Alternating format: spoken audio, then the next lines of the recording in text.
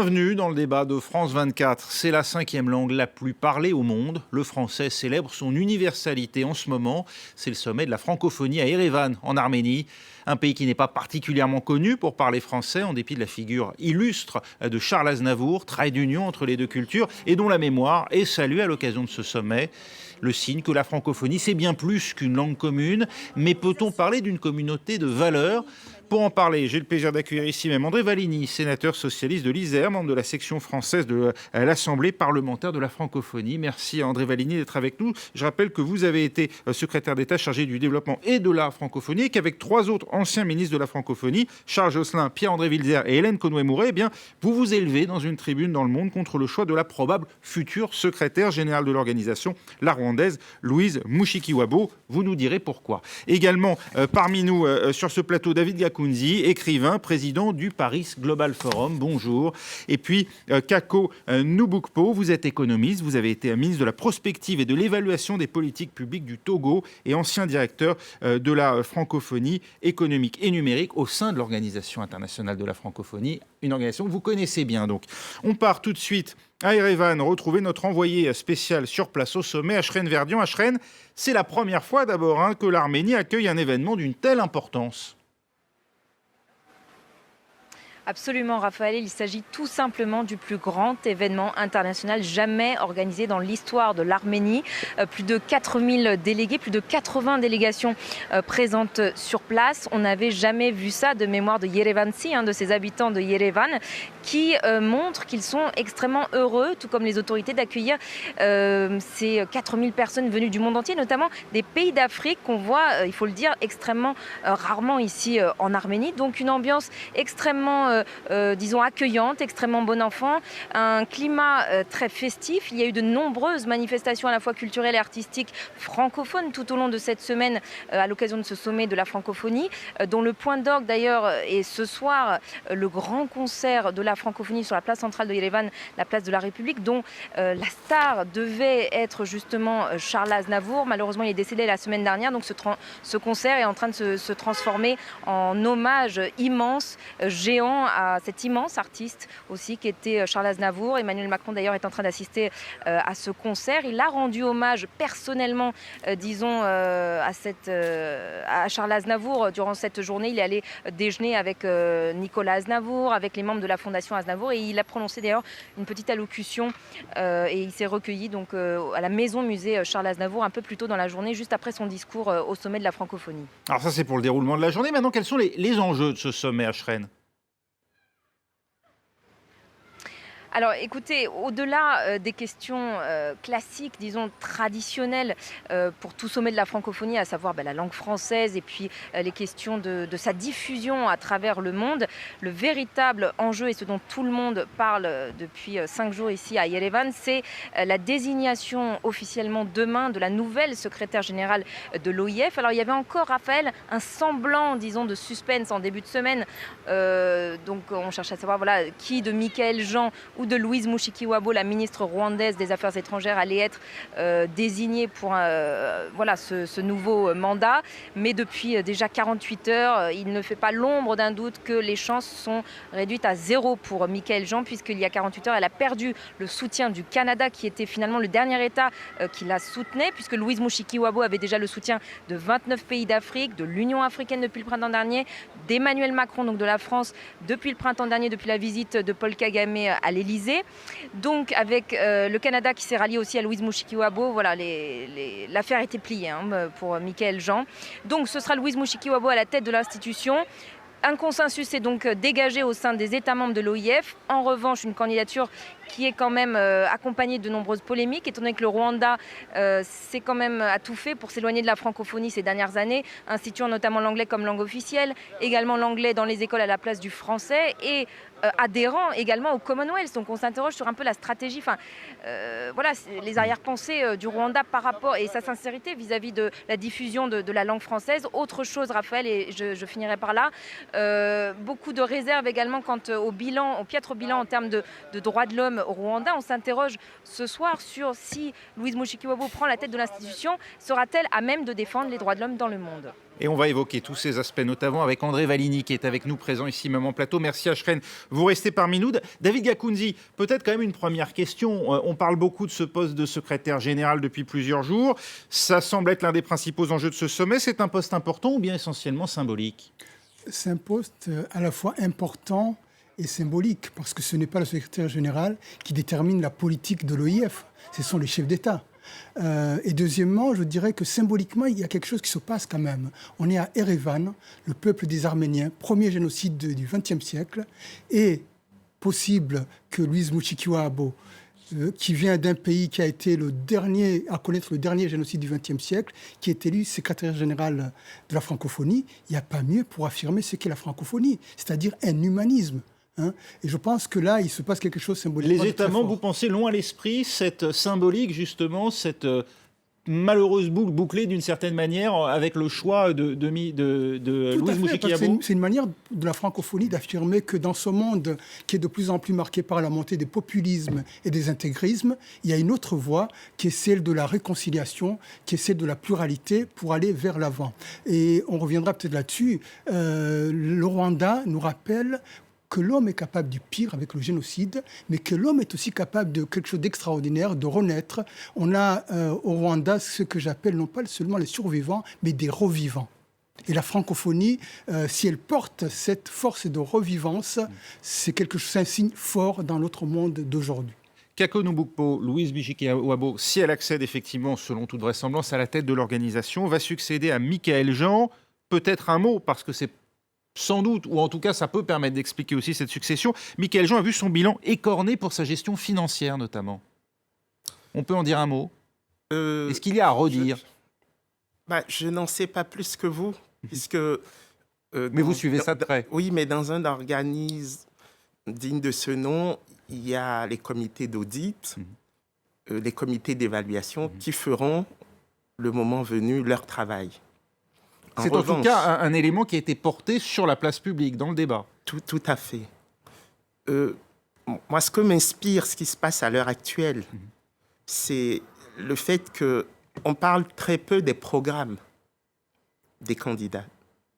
On parle beaucoup de ce duel, plus ou moins avorté, mais on parle très peu des programmes et on parle encore moins d'un élément qui, à mon avis, joue dans la capacité ou non à réussir son mandat, c'est que la programmation, c'est-à-dire que ce qui va se passer durant les 4 prochaines années, 2019-2022, va être adopté à Erevan, aujourd'hui ou demain.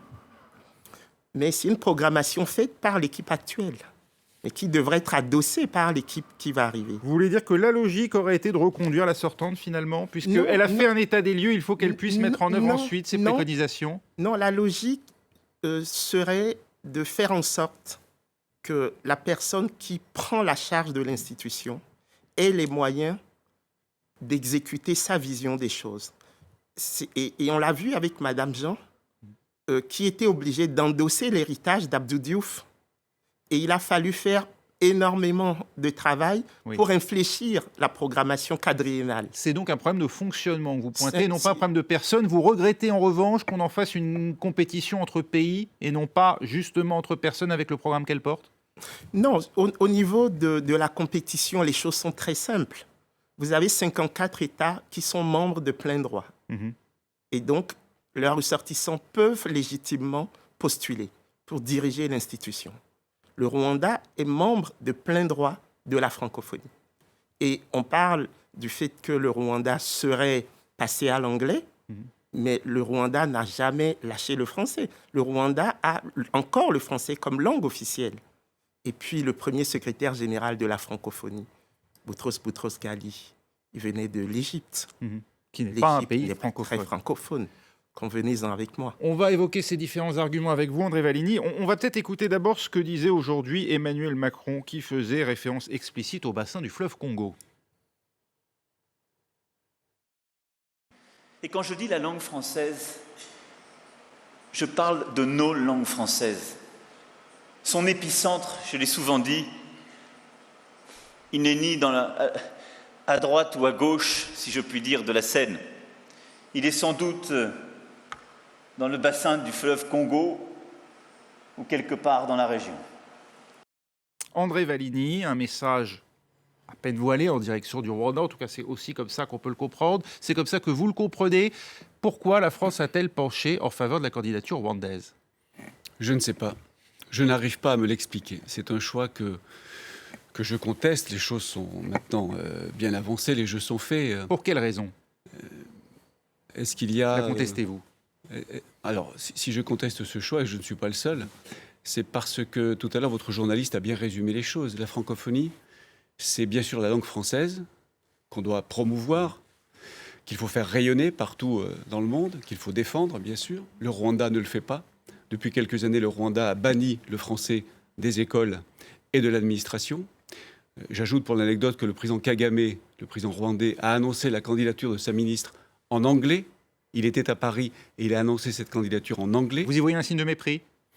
J'y vois un signe d'éloignement par rapport à la langue française. Donc ça, c'est le premier élément. Le Rwanda ne défend pas la langue française. Et deuxièmement, la francophonie sont des valeurs. C'est un humanisme. C'est la volonté de promouvoir la démocratie et de défendre les droits de l'homme. Et là encore, le Rwanda ne remplit pas ce critère, si j'ose dire. Depuis quelques années, la démocratie ne fonctionne pas au Rwanda. Les droits de l'homme sont bafoués.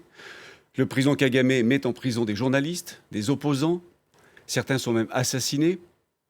Et je ne comprends pas pourquoi la France a décidé de soutenir cette candidature. Pour se rapprocher de Paul Kagame, un dirigeant qui n'a pas fait mystère depuis longtemps de, disons, l'hostilité ou l'antipathie qu'il éprouvait envers ce qu'a été le rôle de la France dans son pays. Est-ce que ça va changer ? Est-ce que le président Kagame va être plus conciliant avec la France ? Je ne sais pas, on verra. En tout cas, c'est un choix que je ne comprends pas et que je conteste. On va écouter, pardonnez-moi, on va écouter juste ce que disait Emmanuel Macron aujourd'hui sur le rôle de la francophonie et du combat qu'il estime qu'il y a à livrer. Je vous ferai réagir juste après David Gakunzi au regard justement de cette candidature rwandaise. Écoutez. La francophonie a un combat à y livrer. Le combat pour déployer notre langue, nos langues. Mais c'est aussi le combat de nos valeurs partout en Afrique, celui que portent courageusement les chefs d'État et de gouvernement qui sont ici assis à nos côtés. Le combat contre l'obscurantisme, le combat contre les mariages forcés, le combat contre l'oppression faite aux femmes, le combat contre le recul de l'éducation, en particulier des jeunes filles. On comprend bien, évidemment, quand il s'agit de la cause des femmes, mais est-ce que plus généralement, le Rwanda illustre bien ces valeurs que la France souhaite voir porter, notamment en matière de pluralisme? Tout à fait, parce que quand j'entends parler du Rwanda, là, je ne sais pas le Rwanda que je connais personnellement. Premièrement, on part d'où ? 1994, un génocide, 1 million de morts, un génocide populaire, donc avec à peu près peut-être un État qui a tout organisé, mais l'implication des citoyens. Donc presque 3 millions peut-être de tueurs, selon certaines estimations. Il faut faire revivre ces gens ensemble. Alors les priorités, c'est quoi ? Premièrement, la sécurité. Assurer la sécurité physique des gens. Quand tu es un rescapé, que tu dois vivre avec ton voisin qui a exterminé toute ta famille, il faut que tu te sentes un peu en sécurité physique. Deuxième priorité, remettre les bases de la décence humaine. On ne tue pas, on n'appelle pas à tuer les gens. L'autre, on doit l'accepter, on doit l'intégrer comme une chance pour soi et non pas comme un ennemi potentiellement. Et troisième aspect, porter dans la société un projet de vie. Sortir les gens d'une dynamique mortifère pour les lancer dans un projet de vie. Et le Rwanda a réussi cela. Le Rwanda aurait pu être comme la Somalie aujourd'hui. Écoute, maintenant sur les droits de l'homme.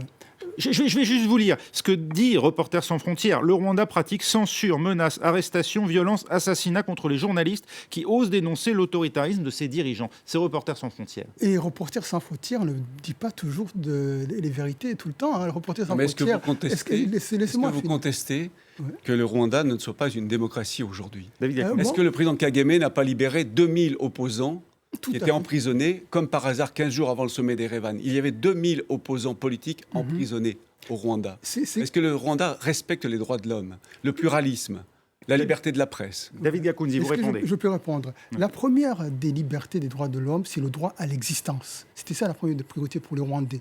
Deuxième aspect, c'est qu'il ne faut pas parler de la démocratie comme si on était dans un vide.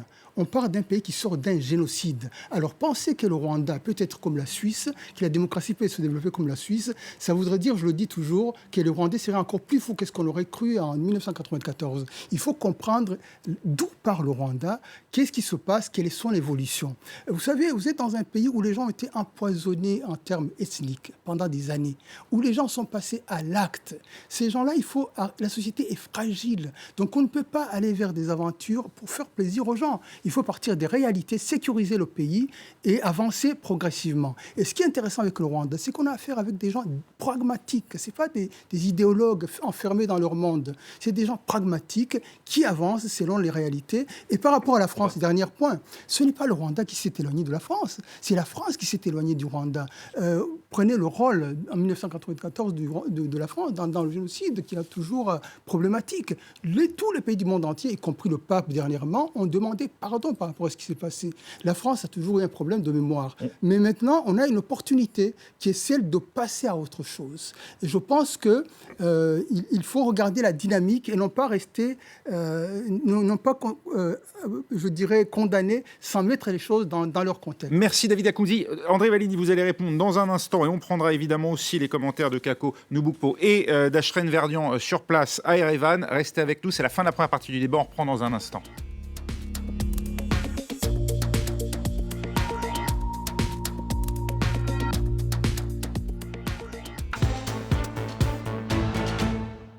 Le sommet de la francophonie, c'est en ce moment même à Erevan, en Arménie. On continue à en débattre ici même avec toujours André Valigny, sénateur socialiste de l'Isère et ancien secrétaire d'État chargé du développement et de la francophonie. David Akounzi, écrivain, président du Paris Global Forum. Kako Noubukpo, économiste, ancien ministre de la prospective et de l'évaluation des politiques publiques du Togo, ainsi qu'ancien directeur de la francophonie économique et numérique au sein de l'Organisation internationale de la francophonie. Et puis toujours avec nous, en duplex d'Erevan, Ashrène Verdian, envoyé spécial de France 24 sur place au sommet. Ashrène, ce qu'on évoquait à l'instant, on en parle, ça fait débat à Erevan, cette question justement du Rwanda et du rôle qui pourrait être donné demain à l'actuel ministre des Affaires étrangères du Rwanda qui pourrait devenir et qui devrait devenir selon toute vraisemblance secrétaire général. Est-ce que cela fait grincer des dents ou est-ce qu'il y a une unanimité comme cela va être le cas demain lors du vote ?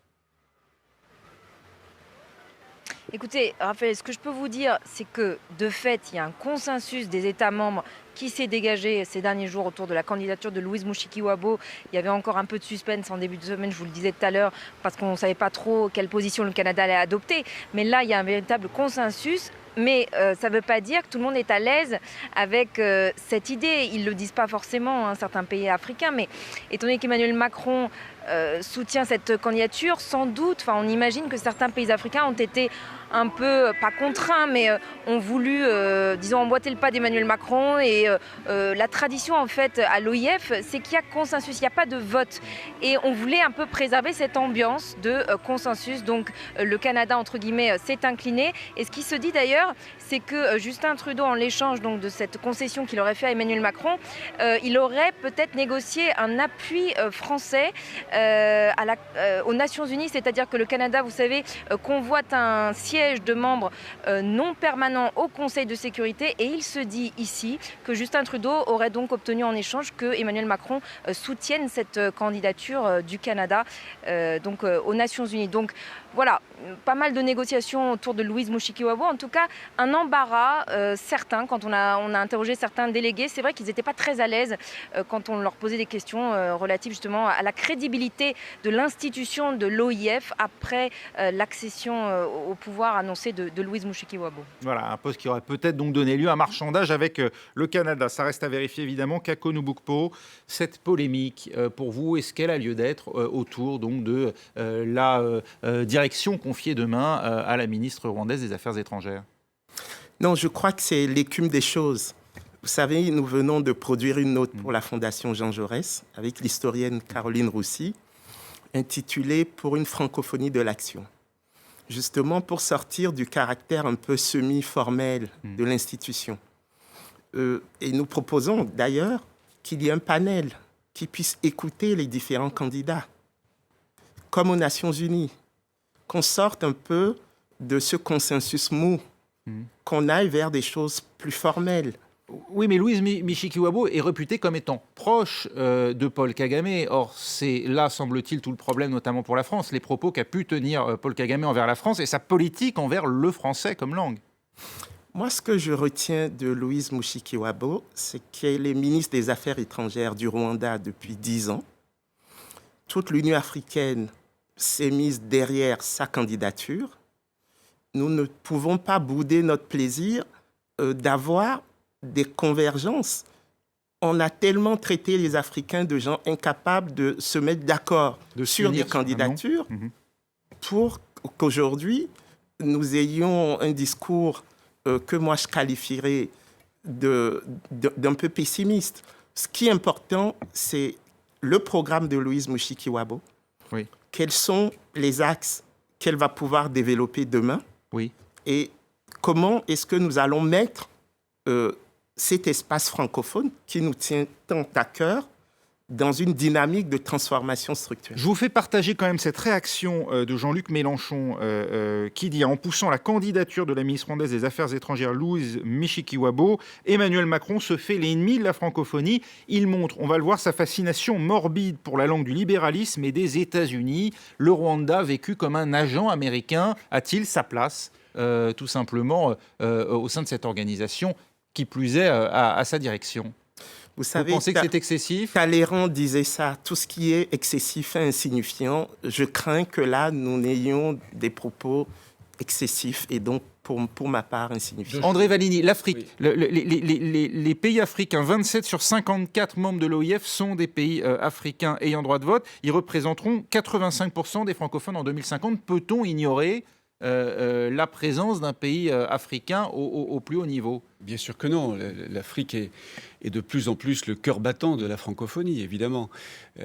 Ce que je veux dire, c'est quelle crédibilité aura Madame Mushikiwabo pour défendre la démocratie et les droits de l'homme lorsqu'elle ira voir des chefs d'État de pays adhérents à la francophonie pour leur parler de démocratie et de droits de l'homme. Elle n'aura aucune crédibilité. Elle est ministre du président Kagame, qui n'est pas un démocrate. Elle appartient à un gouvernement qui bafoue les libertés, qui bafoue la démocratie. Et on raconte même, en tout cas c'est ce qui m'a été dit, c'est que le président Kagame lui a offert, entre guillemets, cette direction de l'OIF parce qu'il lui avait promis qu'elle lui succéderait. Or, il a décidé de se maintenir au pouvoir encore longtemps. Mais monsieur le ministre, j'aimerais que notre débat soit un débat de qualité. De la même Madame façon. Mushikiwabo n'est pas ici pour répondre à vos accusations. Il n'y a pas un renvoi Oui, d'ascenseur. Non. L'OIF n'est pas utilisé il faut que pour nous régler des questions internes au Rwanda. Il faut que nous soyons dignes dans l'espace public. Il faut rétablir la vérité. Chacun a le droit, en tout cas, d'avoir son mot autour de cette table. Oui, De la même façon, Attendez, on laisse André Valigny terminer, et puis je vous donnerai bien sûr la parole. André Valigny, allez-y. Que le soutien de l'OUA n'a pas été acquis dans des conditions très claires à Nouakchott. Lorsque vous savez comment ça s'est passé... Mais vous avez des informations que nous n'avons pas. L'Union africaine a décidé que Mme Mushikiwabo serait la candidate de l'Afrique. Y a-t-il eu un vote? Il faut rétablir la vérité. Moi, je ne suis pas dans les arrière-plans. Il faut rétablir la vérité. Qu'est-ce qui s'est passé? Il y a eu le psychodrame de Dakar, où les Africains sont arrivés en rang dispersé et où l'actuel secrétaire général a été élu par défaut de candidature consensuelle africaine. Alors les Africains ont tiré la leçon. Entre-temps, ils se sont consultés et ils se sont entendus sur une candidature, celle de Mme Mushikiwabo, qui a été proposée, discutée avec la France. La France a dit, si c'est la position de l'Afrique, OK, on vous soutient, comme d'ailleurs Hollande avait dit à Dakar, il avait dit, s'il y a une candidature unique, je la soutiendrai. Mais il n'y a pas eu de candidature unique. Donc la France a dit ce qu'elle avait dit à Dakar, elle a fait ce qu'elle avait promis à Dakar. Et donc, il faut... Moi, ce qui est drôle dans ce débat-là, c'est qu'on a des gens qui ont soutenu le régime de Habyarimana, le régime qui a exterminé les gens, qui nous parlent de démocratie et de liberté aujourd'hui au Rwanda. On a des gens qui sont des compagnons des négationnistes du génocide des Tutsis du Rwanda, qui nous parlent de démocratie et de liberté aujourd'hui au Rwanda. On a des supposés qu'on fait sur Kagame. Quand on entend Kagame, on a l'impression que c'est un super puissant, que c'est la terreur générale. Kagame, c'est une personne, c'est un Rwandais, c'est une personne normale. C'est un démocrate. Vous savez, Kagame, il a arrêté un génocide, il a reconstruit un pays. Il a reconstruit un pays. Attendez, laissez-moi terminer, monsieur. On parle de la langue aussi. parle, mais justement, mais la langue ne peut pas exister si les gens n'existaient pas, monsieur. Vous savez. Deuxièmement, quand vous parlez de démocratie, ce qui est inquiétant dans ce discours-là, comme Madame Mouchikova, qui relativise la démocratie. Ce qui est inquiétant dans ce discours-là, c'est que on tire sur le Rwanda, mais on n'entend jamais des critiques sur beaucoup de pays africains. Dont la situation des droits de l'homme serait problématique. Je suis d'accord avec vous. Ça, il y a un double discours qui est récurrent sur le Rwanda.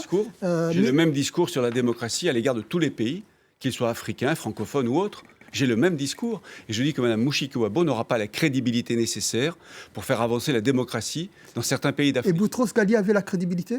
Boutros-Ghali avait des références, oui. L'Égypte, c'était une démocratie à l'époque. Secrétaire général. L'Égypte, c'était une démocratie à l'époque. n'était pas dirigeant égyptien. Il avait été secrétaire général.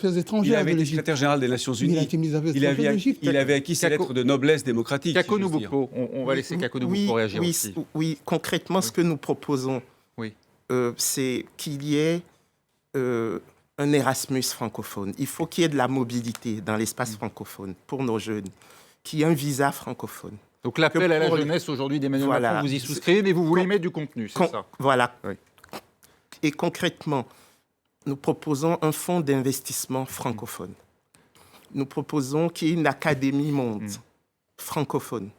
Et nous proposons que la francophonie soit le laboratoire du multilatéralisme. Mais vous comprenez qu'on souhaite y donner un contenu politique aussi en matière de droits de l'homme. Mais vous dénoncez en fait une vision ethnocentrée, entre guillemets. Ce que je veux dire, c'est qu'il faut être stratège. Il faut voir où sont les avantages comparatifs de la francophonie. La francophonie ne peut pas être un substitut imparfait de l'Organisation des Nations Unies, du Fonds monétaire international, de la Banque mondiale. La francophonie n'a pas vocation à impulser des changements politiques. Elle est trop petite pour être dans le faire. En revanche, elle peut construire des prototypes qui peuvent être pris en charge ensuite par d'autres institutions qui ont des moyens financiers, humains beaucoup plus conséquents. Alors, autre cas difficile, qui est aussi un bon exemple, celui de l'Arabie Saoudite, qui était candidate jusqu'à aujourd'hui à devenir membre observateur. Riyad a fini par demander le report de sa demande d'adhésion. Ashreen Verdian s'est vécu comment sur place à Erevan ? Comme un soulagement, le retrait de cette candidature saoudienne, le report plutôt ? Oui, clairement. Et puis en fait, c'était pas une grosse surprise parce que il y a 2 ans déjà, cette demande d'adhésion était sur la table. Elle avait déjà été du coup reportée il y a 2 ans à ce sommet de Yerevan, et là à nouveau reportée. En réalité, c'est évidemment la situation, la piètre situation des droits de l'homme en Arabie Saoudite qui divisait profondément les États membres, qui avait entre guillemets d'autres chats à fouetter, à savoir les débats déjà autour de ce poste de secrétaire général de l'OIF à gérer. Donc l'Arabie Saoudite a bien senti qu'elle n'était franchement pas soutenue par grand monde, même si paradoxalement la France, je crois, soutenait également cette candidature, donc cette demande d'adhésion à l'OIF. Mais bon, il n'y avait pas grand monde qui soutenait, beaucoup de divisions. Du coup, l'Arabie Saoudite, pour s'éviter, disons, l'humiliation d'un camouflet qui s'annonçait évident, a décidé de son propre chef de reporter cette demande d'adhésion à dans 2 ans, donc au prochain sommet de Tunis. Un report bienvenu, David Gakounzi, une candidature qui était soutenue, il faut le dire, par plusieurs pays, notamment par le Maroc ou le Sénégal, encore en Afrique. L'importance qu'il y ait débat, c'est qu'il y ait une décision consensuelle, commune. À partir de là, c'est une décision de la francophonie. Moi, je pense c'est une décision de l'Arabie Saoudite, surtout, de ne finalement pas se porter candidate. Vous y voyez un lien avec l'affaire du journaliste disparu ? Dans des conditions troubles à Istanbul. Je pense qu'il y a eu un débat à l'intérieur de la francophonie, entre la France, le Canada notamment. Mais je pense que l'essentiel, c'est d'être positif par rapport à la francophonie. Moi, j'aime beaucoup la francophonie, vous savez, parce que je suis un fervent partisan de Senghor. Et qu'est-ce que nous disait Senghor, qui est à la base, l'une des figures à la base de la francophonie ? C'est que la francophonie doit nous aider à promouvoir la raison critique. Et dans ces temps-ci, on a besoin de raison critique, et donc d'éducation, donc de langue, de culture. Un pays comme l'Arabie Saoudite est-il soluble dans la raison critique ? Justement, le problème, il est là. C'est qu'il n'y a pas de... On est dans une situation où c'est pas l'exemple peut-être de la raison critique, mais c'est des débats, c'est des négociations. Vous savez, l'histoire est dynamique. Ce qui est une vérité aujourd'hui ne le sera peut-être pas demain. Peut-être qu'il y aura des évolutions par rapport à l'Arabie Saoudite dans 5 ans. Il faut attendre voir. Il ne faut jamais fermer la porte définitivement. André Vallini, vous saluez le fait que l'Arabie Saoudite n'adhère pas donc à l'OIF ? Bien sûr, il y a 2 ans, j'étais donc en charge de la francophonie au gouvernement. J'étais à Madagascar, au sommet de l'OIF. Et avec d'autres, je me suis beaucoup mobilisé pour dire non à l'Arabie saoudite, qui était déjà soutenue à l'époque par le Maroc, le Sénégal. L'Arabie saoudite, ça n'est pas une démocratie, c'est un euphémisme de le dire. C'est une théocratie, les droits de l'homme y sont violés tous les jours, les droits de la femme n'en parlons pas. Et c'est en plus un pays qui ne fait rien pour développer l'apprentissage du français, pour faire rayonner la langue française. Donc à ce double titre, l'Arabie saoudite n'avait pas du tout sa place à l'OIF. Contrairement au Qatar et aux Émirats arabes unis, qui sont, il faut le rappeler, un État membre et observateur. Je suis de ceux qui pensent qu'on a, comme en matière européenne d'ailleurs, on a privilégié l'élargissement à l'OIF plutôt que l'approfondissement. Et on a accueilli depuis une dizaine d'années beaucoup de pays, y compris comme observateurs, qui auraient pu patienter un peu, faire plus d'efforts en matière de démocratie et de rayonnement du français. Bon, les choses sont derrière nous, ces pays-là sont maintenant adhérents, mais pour ce qui est de l'avenir, moi je souhaite qu'on soit beaucoup plus exigeant sur la langue française et sur la démocratie. Kakonou Boukpo. Oui, je voudrais vraiment rendre hommage à Madame Jean, qui a beaucoup travaillé sur ces dossiers-là. Ce qui est important, c'est de dire ce sont les institutions qui doivent être fortes. Madame Jean a fait un travail remarquable, mais vous savez, dans les organismes internationaux, votre rythme, c'est celui des États membres. Et donc, quelquefois, l'inertie peut vous empêcher de donner toute la latitude. Mais justement, admettre des États membres comme ces pays du Golfe et comme peut-être le souhaiterait aujourd'hui l'Arabie saoudite, c'est de nature, d'après vous, à ralentir le travail, à changer même peut-être l'orientation de ce qu'est aujourd'hui l'OIF ou pas du tout?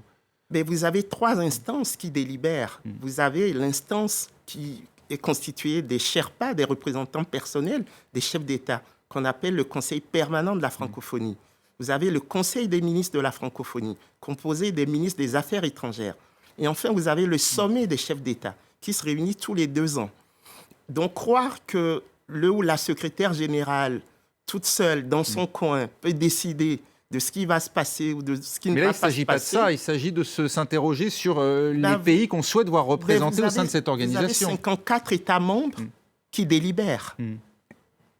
Et donc, qui sommes-nous pour avoir un discours qui pourrait prêter? Parce que moi, oui, mais pour moi, c'est de la normativité arbitraire.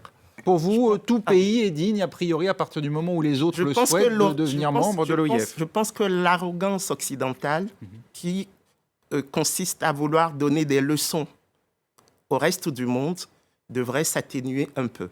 Et nous sommes dans un espace francophone qui a mis au cœur de son mandat cette capacité à trouver des consensus sous l'arbre à palabres. André Vallini. Vous parlez d'arrogance occidentale, j'espère que vous ne remettez pas en cause l'universalisme des droits de l'homme.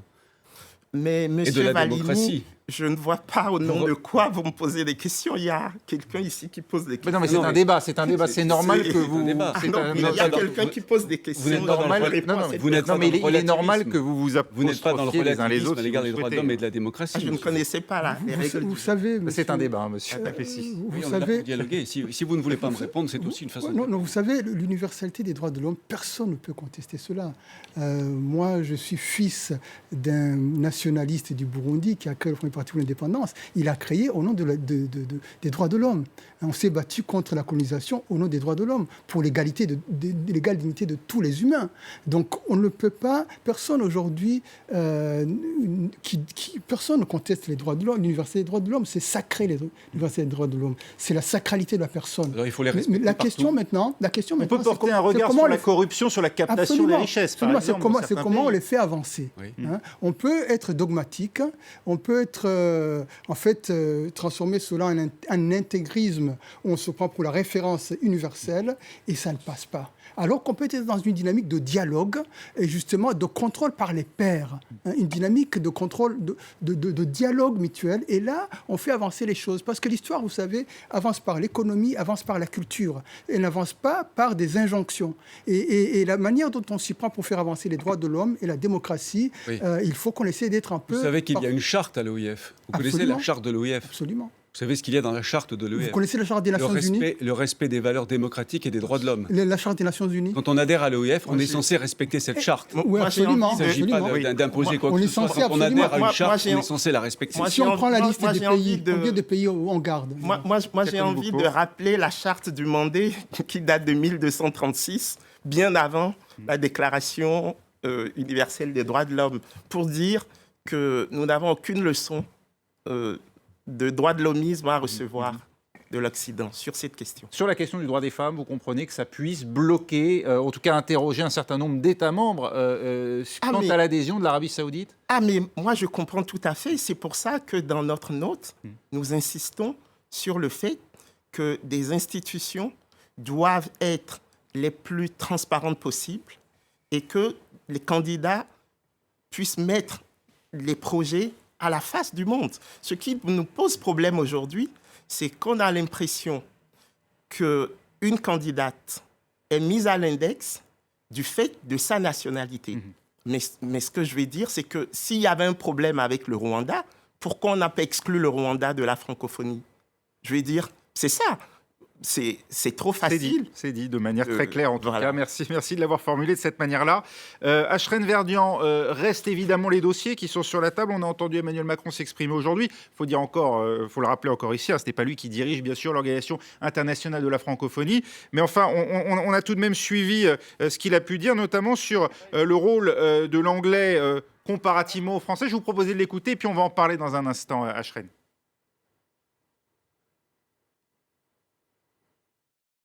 Nous échangeons dans les sommets internationaux, pour beaucoup d'entre nous, souvent en anglais. L'anglais s'est imposé, comme quelques autres langues, selon les régions, comme une langue d'échange très forte. Mais l'anglais est devenu une langue d'usage, je dirais de consommation. Notre langue, le français, l'est tout autant, et nous devons faire davantage. Mais c'est une langue de création. C'est une langue de création. Ashrène Verdian, il y a l'idée en fait pour Emmanuel Macron qu'il ne souhaite pas que le français tente d'exister contre l'anglais. De toute manière, ce combat-là, on le sait numériquement dans le monde aujourd'hui, il est perdu. Mais un combat pour le plurilinguisme, que le français existe dans sa spécificité. Et c'est vrai qu'en Arménie, par exemple, le français est très peu parlé. Alors, je vais vous expliquer pour le cas arménien en l'occurrence. Effectivement, ça peut surprendre par exemple que l'Arménie aujourd'hui, qui n'est pas historiquement francophone, organise le sommet de la francophonie. Alors si le pays par exemple n'est pas historiquement francophone, il est assurément francophile. Les explications à cette francophilie très prononcée des Arméniens, eh bien c'est, vous vous en doutez, Charles Aznavour, tout d'abord, puisque ses chansons ont imprégné les Arméniens de par le monde. Ici, en Arménie, il y a 3 générations d'Arméniens qui ont grandi et vécu avec les chansons de Charles Aznavour. Par ailleurs, il y a des liens historiques extrêmement forts qui existent depuis les temps médiévaux entre la France et l'Arménie et qui ont fait que l'Arménie est extrêmement francophile. On peut notamment parler, alors sans remonter aux temps médiévaux, mais on peut parler du fait que la France a accueilli les rescapés, largement accueilli les rescapés du génocide arménien à l'issue du génocide de 1915. Et par ailleurs, depuis l'adhésion de l'Arménie à l'OIF il y a 12 ans, les autorités ont développé une politique extrêmement volontariste de diffusion de la langue française dans le pays à travers plusieurs vecteurs institutionnels et éducatifs. Et notamment, on peut citer la célèbre école Anatole France de Yerevan, qui donne des cours donc, de la première maternelle jusqu'au lycée, ainsi que l'université française en Arménie, qui est un pilier de la francophonie dans le pays et qui est véritablement, Raphaël, unique en son genre dans toute la région. Donc effectivement, le pays n'est pas historiquement francophone, mais assurément francophile. Et d'ailleurs, Nicole Pachinian s'est félicité, disons, que l'Arménie préside désormais pour les 2 années à venir l'OIF. Il a dit que c'était une immense fierté pour tout le peuple arménien, une fierté qu'il estime tout de même méritée du fait de ces efforts que je vous évoquais à l'instant des autorités pour favoriser la diffusion de la francophonie dans le pays. Et juste un dernier chiffre pour finir, je vous parlais des écoles, des lycées, etc. Sachez que sur 300 000 élèves arméniens, il y en a 40 000 aujourd'hui qui suivent un cursus scolaire en français. André Validi, comment faire prospérer le français à l'ombre de l'anglais et de l'espagnol? C'est sur le terrain des idées ou pas seulement? Sur le terrain des idées, sur le terrain des valeurs, bien sûr. Moi, j'ai coutume de dire que le français, c'est une langue de résistance à l'hégémonisme anglo-américain. Parler français, aimer parler français, c'est une façon de parler au monde et aussi de penser le monde. Une façon différente de ce qui peut nous venir des États-Unis, notamment des États-Unis. Donc je suis d'accord avec le président Macron, c'est une langue de création, mais ça n'est pas seulement une langue de création. Il ne faut pas cantonner le français, c'est un peu ce que j'ai perçu dans son discours, dans un rôle de conservatoire justement des valeurs, de la belle littérature, des littératures francophones au pluriel. Le français, et mon voisin est là pour en témoigner, le français peut être aussi une langue offensive sur le plan économique. La francophonie, c'est une force économique. Et d'ailleurs, nous étions en débat tout à l'heure, vous avez dit qu'il y a des Chinois de plus en plus nombreux qui apprennent le français pour mieux pénétrer les marchés africains. Donc le français peut être aussi une arme économique. On sous-estime cet aspect des choses. Mais je reviens à l'essentiel, si j'ose dire, aux valeurs.